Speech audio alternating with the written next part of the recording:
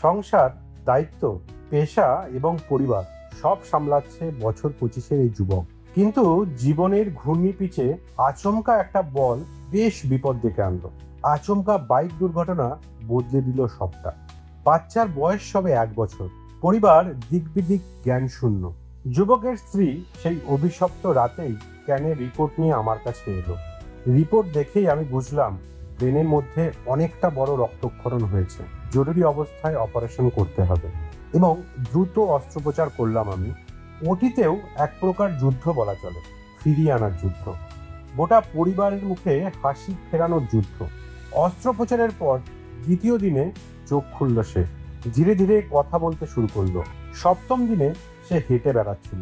উন্নতির ছোঁয়াটুকু আমাদের অনেকটাই স্বস্তি এনে দিল। আজ সে ভালো আছে।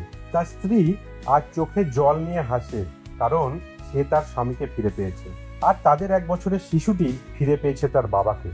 এটাই চিকিৎসা, শুধু বিজ্ঞান নয়, বরং অনুভব, দায়িত্ব আর হাজারো পরিবারের আশার প্রতীক। সার্থক হলো সব লড়াই।